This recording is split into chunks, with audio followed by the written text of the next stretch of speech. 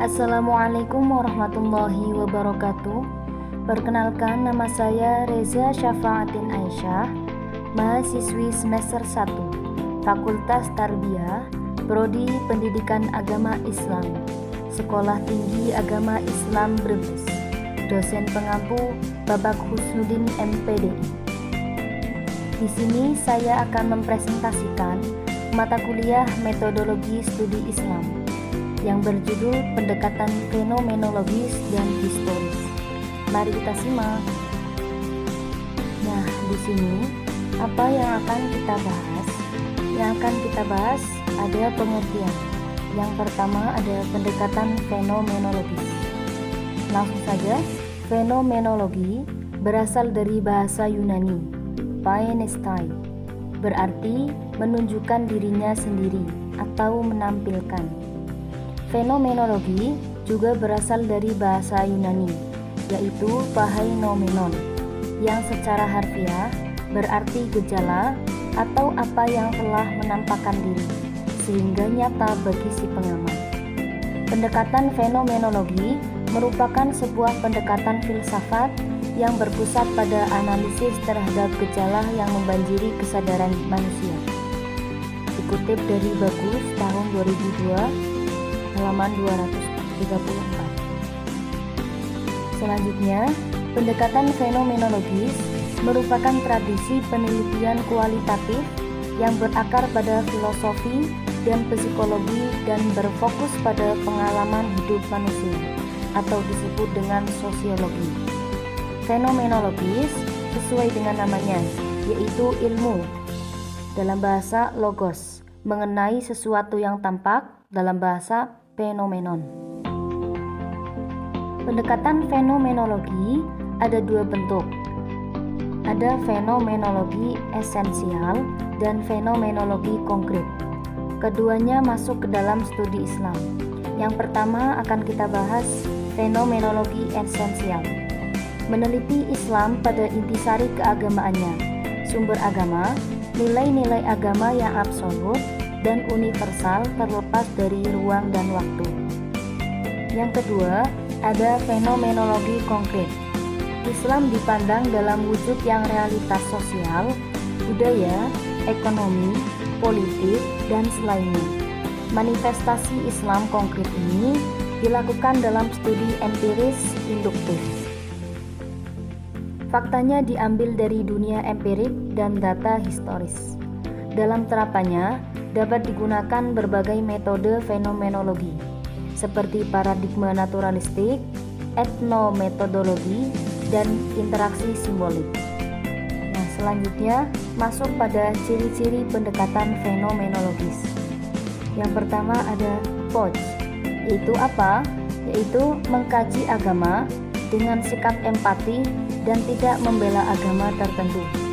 Yang kedua ada taxonomic scheme of religion.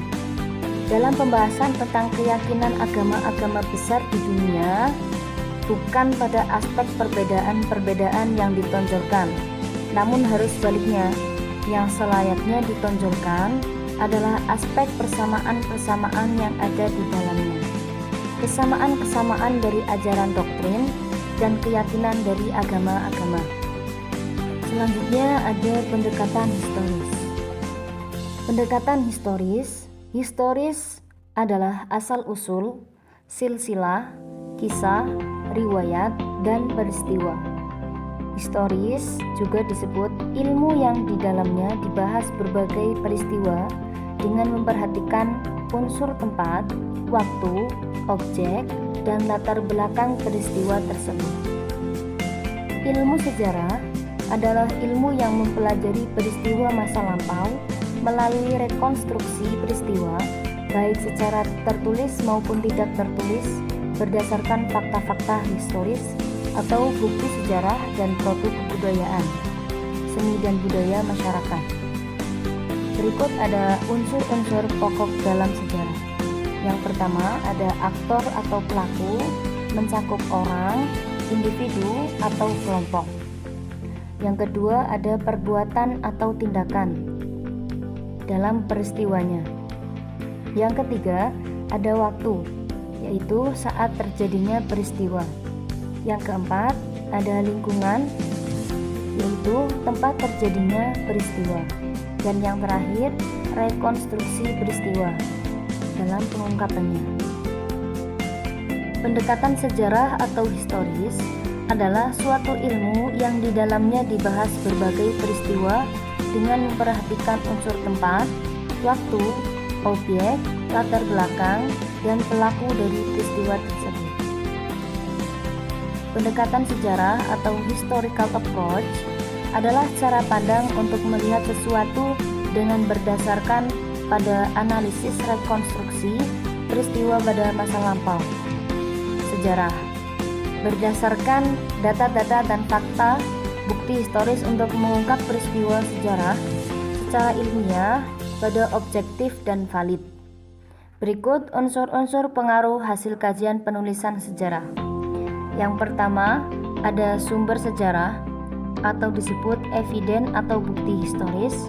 Yang kedua, ada informasi atau data sejarah atau disebut lisan dan tulisan.